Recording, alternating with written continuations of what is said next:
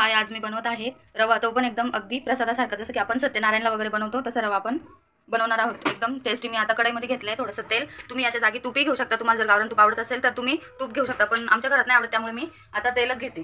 तर आपण हा रवा भाजून घ्यायचा. कमी गॅसवर हा रवा व्यवस्थित भाजून घ्यायचा.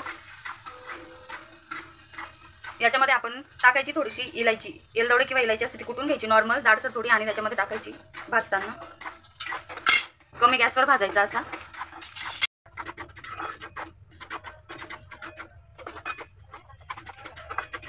अशा प्रकारे रवा एकदम असा लाल भाजून घ्यायचा आहे.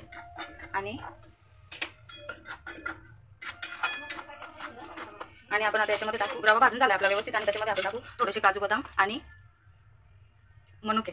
तरी आपण याच्यामध्ये टाकून घेऊ. आणि आता आपण याच्यामध्ये टाकू थोडंसं दूध. दूध टाकताना असं हलवायचं आहे, कारण की ते पूर्ण घेऊन जातं मग गाठी होता. तर असं घालून घ्यायचं. अशा प्रकारे लागेल दूध टाकायचं. दूध गरम करून घ्यायचं.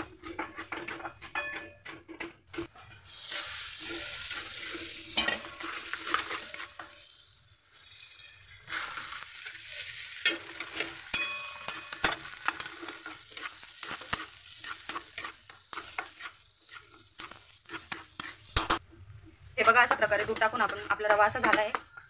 असं व्यवस्थित करून घ्यायचा. आणि पूर्ण दूध आटल्यानंतरच आपण त्याच्यामध्ये साखर टाकायची. साखर तुमच्या पद्धतीनुसार टाकायची. जास्त गोड पाहिजे असेल तर जास्त टाकायची, आणि मिडियम पाहिजे असेल तर मिडियम टाकायची. साखर टाकून कमी गॅस राहू द्यायचा आणि असं खालीवर करत राहायचं. खूप छान वास येतोय.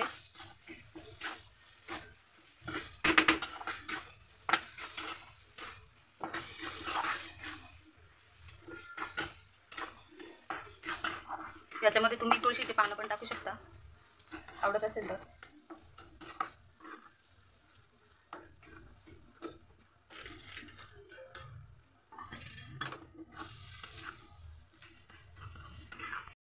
तर हे बघा, आपला रवा रेडी झाला आहे. एकदम छान झाला आहे. रवा बनवण्याची रेसिपी आवडली असेल तर लाईक करा, चॅनलला सबस्क्राईब करा, आणि तुम्ही नक्की ट्राय करा.